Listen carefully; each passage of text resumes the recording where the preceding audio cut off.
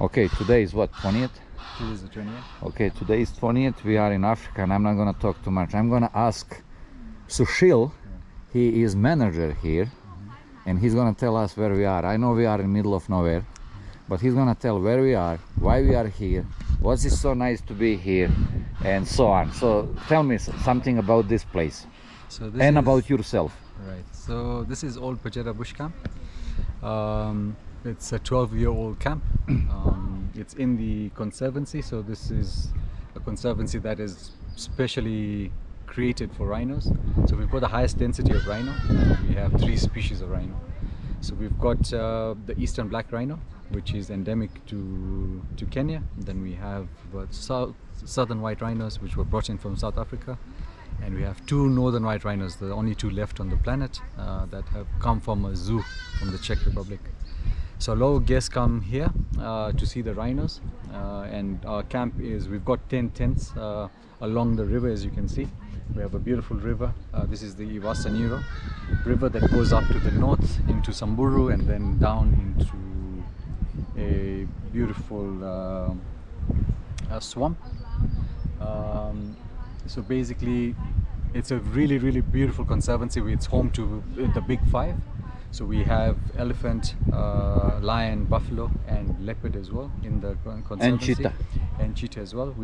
So it's a beautiful conservancy to visit. We're open 11 months of the year.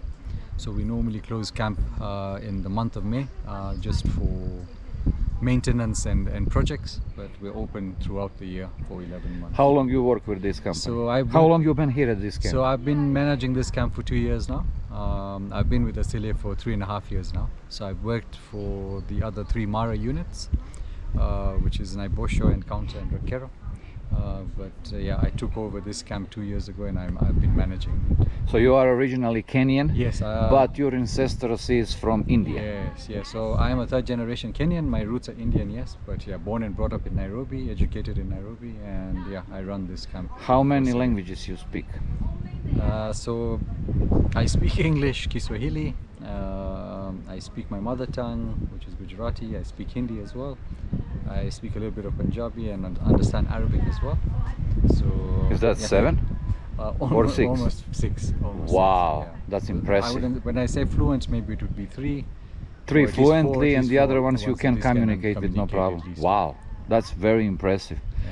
So tell me geographically, this is a little bit north of yeah, so we're north of Kenya, and we're on the equator. We're here. right on the equator, so we're on the northern side of Kenya, and we call this region Laikipia.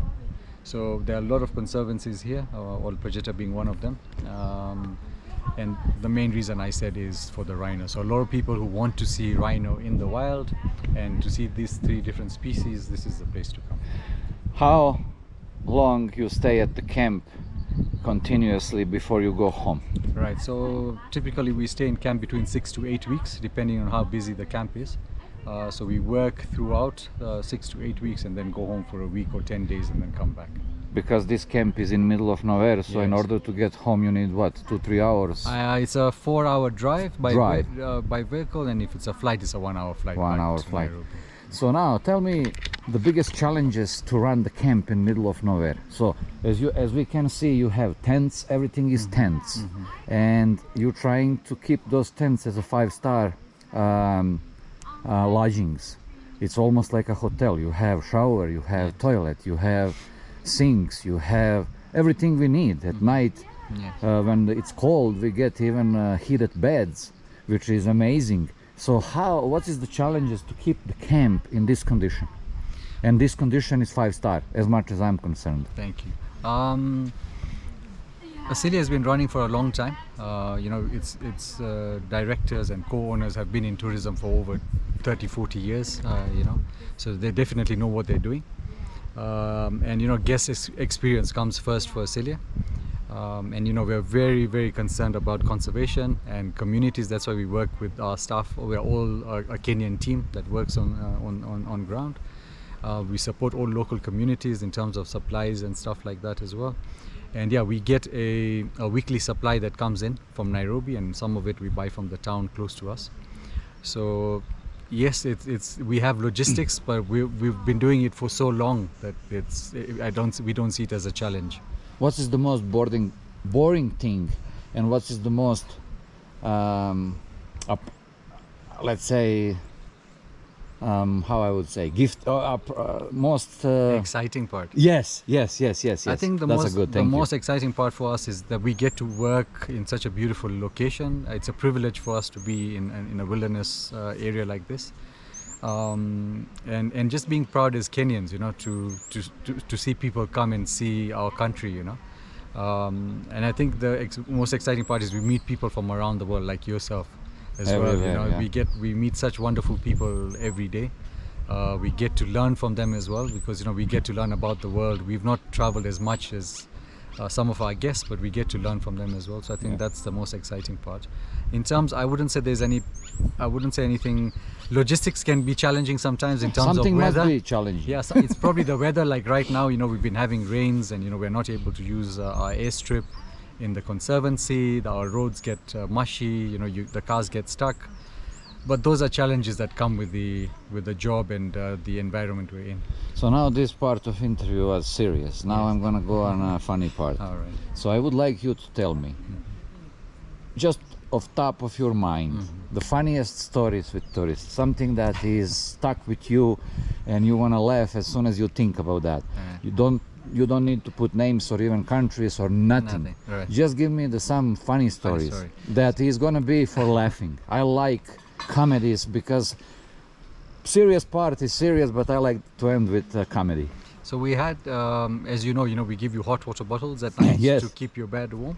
So we had guests who had arrived that evening, and it was their first safari. And then after dinner, they go to their rooms, and they change and they get into the bed, and the guests said that they felt something moving in the bed, and then they said they touched it and it was warm. So they thought there was an animal in the bed.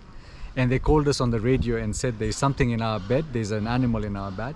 And we're like, no, it's not an animal. Is it warm? And they're like, yeah, but it's moving. I said, no, it's not moving, it's a hot water bottle. So that was really funny. So their imagination was already set up that snake is in their bed, exactly. or something It's is moving, dangerous. because they're saying that it's moving. Yeah, because it's and water. It's warm. There's water in the bottle, so it was a hot water bottle. We call them bush babies. That's so we said really- that's your bush baby to sleep. This is good story. So- Do you have any more? No, that's the one I can remember.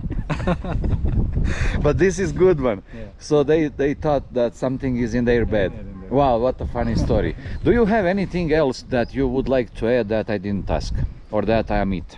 No, I think I would really appreciate if more people came to Kenya to see all this beautiful nature that we have. Kenya is really trying hard to conserve its wildlife. I can see that because Kenya is the only country in the world where there's no hunting. Yes, we banned hunting in 1977, and we have what we have because of that reason. And I think Kenyans are very proactive on the conservation side. So yeah, if somebody wants to come on safari, I think Kenya would be a wonderful country to start with. But not hunting safari. No hunting safari. Only hunting with camera. There we go. That's take pictures. the only weapon The only you weapon allow is your camera. in Kenya Take is pictures camera. only. Correct. And can be long as much as you want, Exactly. but camera. Only camera. Yeah. Just take pictures. Just take pictures. Yeah, so anything else?